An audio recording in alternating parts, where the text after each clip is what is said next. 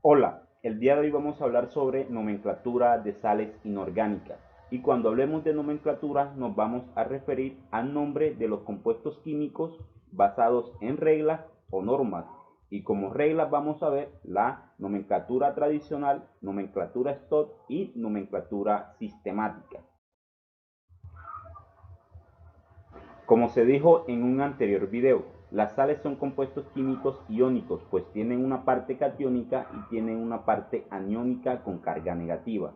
Y como iones vamos a ver a los siguientes cationes. Tenemos al ion litio, ion sodio, ion potasio, ion rubidio, con estados de oxidación de +1, lo que nos quiere decir que han perdido un electrón de su último nivel de energía. Y también tenemos al ion magnesio, ion calcio, ion aluminio, que también tienen estados de oxidaciones positivos, los cuales nos quieren decir que también han perdido electrones de su último nivel de energía.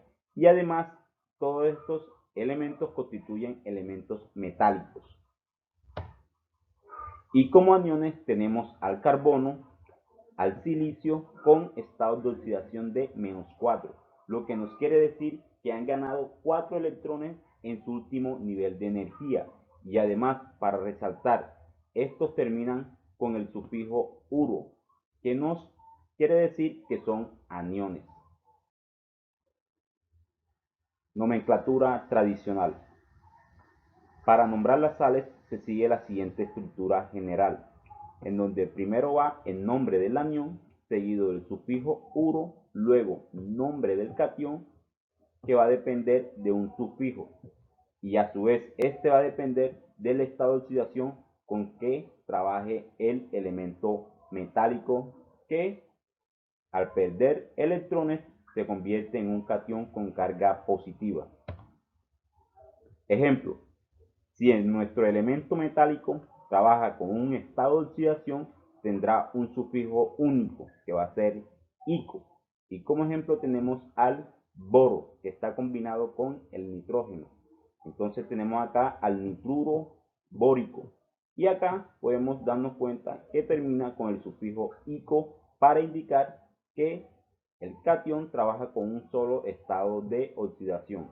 Y termina con el sufijo uro para el nombre del anión, en este caso para las sales. Cuando tiene dos estados de oxidación, para el estado de oxidación menor, el sufijo va a ser oso.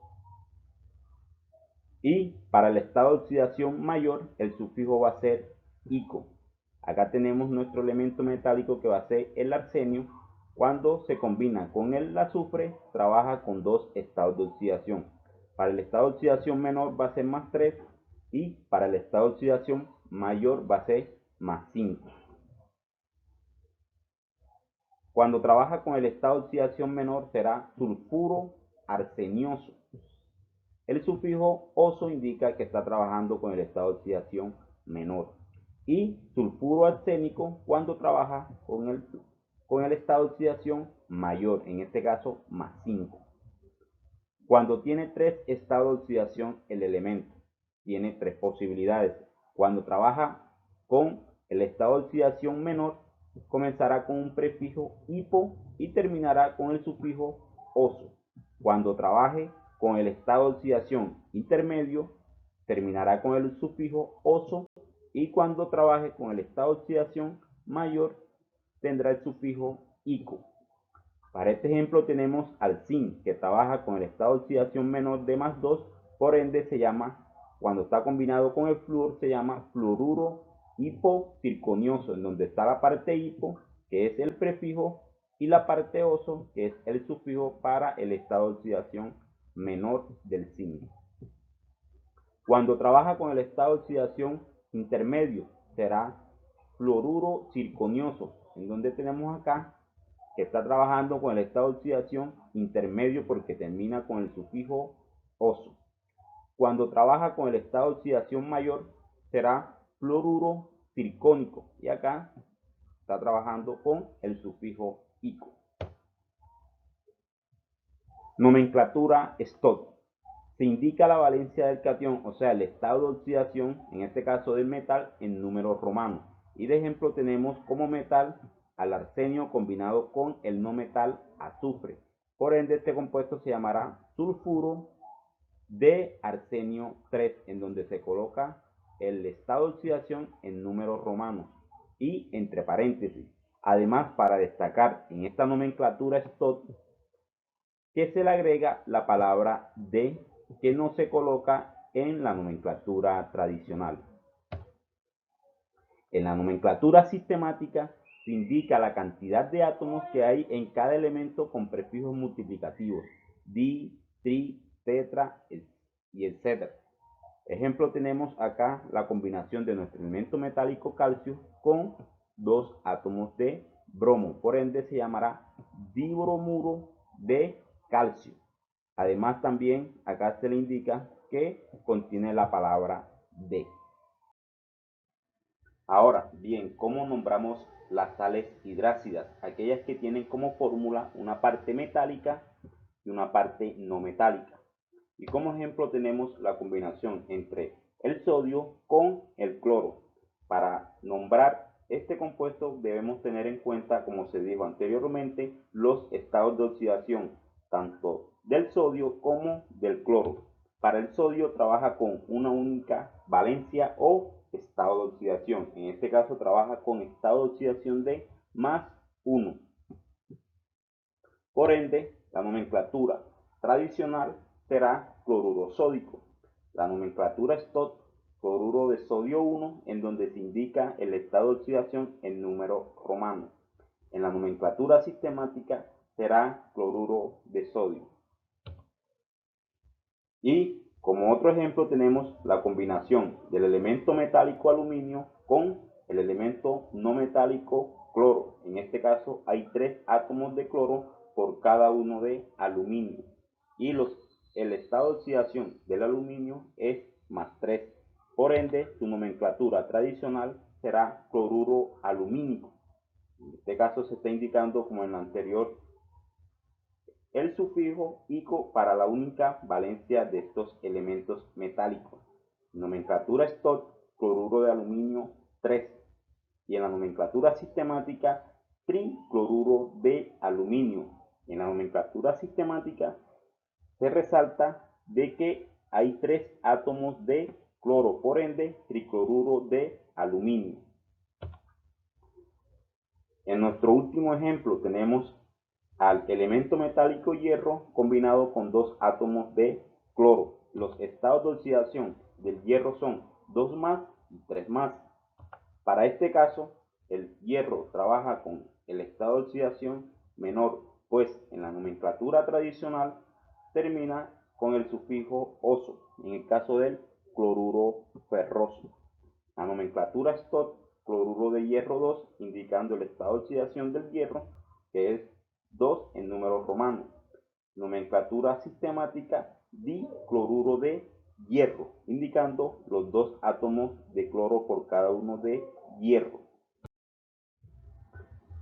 Para nombrar las sales oxácidas, aquellas que tienen en su fórmula una parte metálica, una parte no metálica y además oxígeno. Para nombrar la parte aniónica de las sales, se tiene en cuenta el nombre del ácido del cual proviene la parte aniónica, o sea, el anión de la sal. Ejemplo, si proviene del ácido que termina con el sufijo hídrico, acá terminará el anión que proviene de él con el sufijo uro.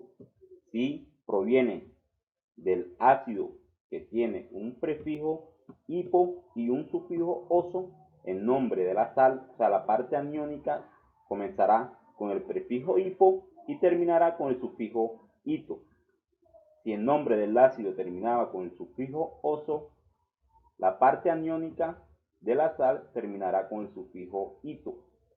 Si el nombre del ácido terminaba con el sufijo ico, el nombre de la parte aniónica de la sal terminará con el sufijo ato. Ejemplo, acá tenemos la disociación del ácido clorhídrico en sus iones constituyentes, hidrógeno con esta oxidación de 1 más y el cloro con esta oxidación de 1 menos. Entonces, el nombre del anión, o sea, aquella parte que tiene el estado de oxidación negativo, el nombre será cloruro, pues termina con el sufijo uro, que parte del ácido que terminaba con el sufijo hídrico, en este caso el ácido clorhídrico. Tenemos el ácido nítrico, pues acá los que terminan con el sufijo ico terminarán con el sufijo ato. Por ende, la parte aniónica de la sal tendrá un sufijo como ato, por ende este se llama nitrato. Y también tenemos al sulfato, pues proviene del ácido sulfúrico, por ende este se llama sulfato, pues tiene el sufijo ato, del cual proviene del ácido nítrico, que termina con el sufijo ico. Se sigue la misma estructura general para el nombre de las sales: nombre del anión, seguido de la palabra de, luego nombre del catión. Y de ejemplo tenemos la combinación entre el potasio, que es nuestra parte metálica, y nuestra parte no metálica, que es nitrógeno combinado con oxígeno 3. Entonces, este compuesto se llamará nitrato de potasio. Y tenemos acá otro compuesto, en este caso tiene al oro combinado con el ion sulfato o anión sulfato. Por ende, este compuesto se llamará sulfato de oro 3, pues acá está indicando en número romano el estado de oxidación del oro. Y para resaltar, acá se está señalando la parte de el sufijo con que terminan los aniones partiendo de el ácido del cual proviene. Nomenclatura de sales ácidas: aquellas que tienen como fórmula general una parte metálica, además hidrógeno, no metal y oxígeno. Para nombrar esta, se va a anteponer la palabra hidrógeno al nombre de las sales oxácidas, esas que acabamos de estudiar. Entonces, si la sal contiene un solo hidrógeno, la palabra que se antepone a la sal oxácida será hidrógeno. Ejemplo, tenemos a este que solo contiene un átomo de hidrógeno en la sal, por ende se llama hidrógeno sulfato de potasio, o también se puede llamar sulfato ácido de potasio. Acá tenemos otro ejemplo, pero en este caso hay dos hidrógenos, por ende se llama dihidrógeno fosfato de magnesio o fosfato ácido de magnesio.